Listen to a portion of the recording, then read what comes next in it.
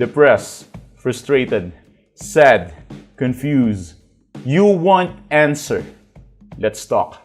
Give me a message sa page ko sa Philippine Dating Coach and you can have one-on-one coaching with Coach Baze, your dating coach. Just please subscribe to my channel and hit the bell button. Well, paano nga ba nagmumukhang irreplaceable sa paningin ng ex mo? So maybe this is a blunt topic na kailangan kong i-direct to the point sa'yo. Pero syempre, kailangan mo ding maintindihan ito. Kaya hihimay-himayin ko yung discussion para magkaroon ka ng idea kung paano nga ba nangyayari ng lahat ng to. Okay? So, paano ka magmumukhang irreplaceable sa paningin ng ex? Please tapusin mo ang video na to dahil dito i-reveal ko kung bakit mas nagiging irreplaceable ka. Una sa lahat, lagi mong tatandaan, dati na siyang na-inlove sa'yo. Yung salitang dati na siyang na-inlove sa'yo, ibig sabihin nun, dati na siyang nag-invest ng feeling sa'yo. Dati na siyang nag-try na maghabol sa'yo. Dati siyang nagsiselos kapag may kausap kang iba. Dati siya nag-update sa'yo. At kung may nangyari man, ibig sabihin, dati rin siyang na-involve sa'yo nakipag-sleep with you, right? Na-gets mo na yung pinupunto ko. May pinagsamahan kayo.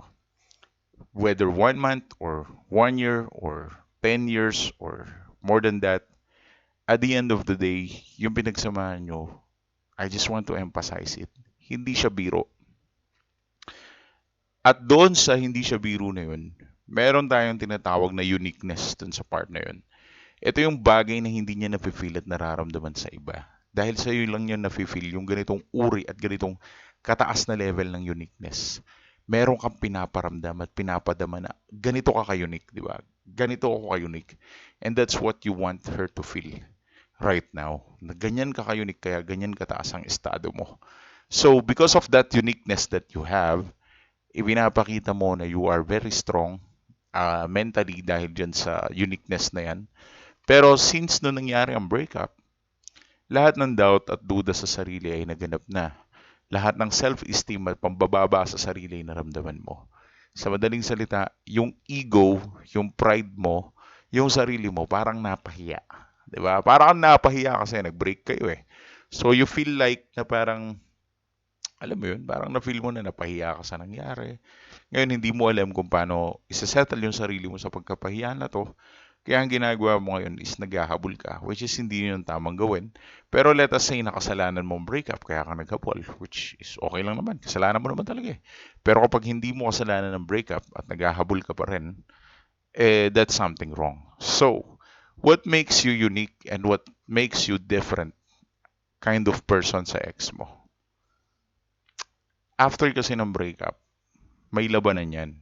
Ang isa sa inyo masasaktan at ang isa naman sa inyo is malulungkot at ang isa naman ay magiging masaya. Depende siya sa type of breakup. Kapag ang breakup na naranasan mo is yung ex mo, siya yung nakipaghiwalay sa'yo, kadalasan mas feel at mas better ang feeling ng ex mo kaya siya nakipaghiwalay sa'yo. Kaya parang feeling ngayon ng ex mo is mas may karapatan siya kaysa sa'yo. Samantalang ikaw, you are really needy at nakafocus ka na ma-fix yung relationship. Kaya what you are trying to do is you are trying to chase your ex. Pero hindi talaga siya nagiging better at wala ka nakukuha magandang resulta dahil dyan. Dahil nga hindi yan yung natural way to get your ex back. Ngayon, napanood mo ang mga strategies sa YouTube gaya ng no contact rule. Hindi lang naman ako nagdi-discuss nito kahit naman ng mga professional coaches din sa ibang bansa, dinidiscuss din nilang no contact rule. At hindi na bago ito. Parang isa lang ang ibig sabihin. Huwag kang maghahabol no matter what will happen. Never ever chase your ex. Huwag kang magpapakita ng gano'n. Kasi kung talagang mahal ka niyan, kung saan naman babalik yan?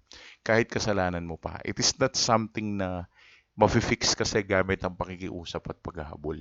That is why it's really, really valuable at very, very critical na huwag mo masyadong pagdudahan ng sarili mo. Kumbaga maging confident ka rin sa sarili mo. Alam mo, maniwala ka din sa sarili mo. Believe in yourself. Huwag puro duda, huwag puro negative. Huwag kang puro nega na hindi ka na niya mahal kasi wala kang kwentang tao. No. It's not something like that, okay? Gusto ko lang iklaro sa'yo at i-clarify sa'yo. Huwag kang masyadong mag-isip ng bad about yourself. Maybe this is the right time to think better na baka naman talaga hindi ka lang niya hinahabol ngayon dahil sa mga shit na nangyari. At pinakamagandang gawin ngayon, bigyan mo ng space, bigyan mo ng time. It is much more better kung wag mo muna siyang kukulitin. Wag mo muna siyang guguluhin. Wag mo muna siyang buburyuhin. Bigyan mo yung sarili mo ng pagkakataon na makahinga para malaman mo yung tama at mali at malaman din niya ang tama at mali. Alam mo kung paano ka magiging irreplaceable sa ex mo? Bigyan mo siya ng pagkakataon na mag-decide kung mahal ka pa niya o hindi. Huwag mong i-pressure. Huwag mong pilitin. Kasi kapag pinipilit mo siya na mahalin ka niya, parang pinapakita mo lang sa kanya na replaceable ka. Mahalin mo ako please, mahalin mo ako, di ako mabubuhay nang wala ka. Mahalin mo ako please, kailangan kong pag-ibig at pagmamahal mo. Ano ka, kanta ni Ogie Alcacid, sinasamba kita? Hindi dapat ganun. It's not something like that, which is ang katotohanan na yung kabaligtaran. If this person really loves you, then allow this person to make a decision. Huwag mong i-pressure, huwag mong guluhin, huwag mong kulatin. Eventually, ikaw din naman ang pipiliin yan. Kung talagang may believe ka sa sarili mo and you know how to handle yourself, eventually, ikaw din ang pipiliin yan. Huwag mong ipilit yung sarili mo na, alam mo yun, minsan kasi makulit ka din eh. Kaya walang nangyayaring maganda eh. Parang kasalanan mo din most of the time. Kaya, ang matututunan mo sa lesson na to, para maging irreplaceable ka, una, embrace your uniqueness. Kasi kahit saan pa niya ikumpara yung pagkatao mo, kahit sa akin pa niya ikumpara, hindi niya kayang ikumpara yon kasi unique ka. Ibang klaseng tao ka eh. You are very unique. Di ba yung mga ano natin, fingerprint, iba-iba. Same thing din sa tao, same thing din sa pinagsamahan. Walang para-pareho ng vibe kapag nakakasama. So yung vibe mo, you need to trust it. Maging confident ka sa sarili mo. Magtiwala ka din sa sarili mo. Huwag ka masyadong harsh, huwag ka masyadong negative. Trust yourself and believe in yourself. Gustong gusto ko yung kliyente, tsaka yung subscribers kapag talagang bilib na bilib siya sa sarili niya. Walang masama doon. You just need to trust yourself with that. Kailangan mo rin talaga maging bilib sa sarili mo at magtiwala sa sarili mo na kaya mo to. And last part, huwag mong i-pressure ang ex mo na piliin ka. Dahil lagi mong tatandaan, irreplaceable ka in the very first place. Hindi ka naman pwedeng i-replace ng iba kasi unique yung vibe na naranasan niya sa'yo. Hahanapin din niya yan eventually. Huwag ka masyado magduda sa sarili. Gumising-gising ka at igit sa lahat, mahalin mo ang sarili mo na sobra. Kung gusto mong ibalik ang ex mo gamit ang multiple strategies natin, pwede naman tayo mag one-on-one coaching sa Philippine Dating Coach. Doon mo ko message para at least mas maganda pa rin pag may coach ka or breakup coaching, behavioral coach para sa bagay nito. Thanks for watching!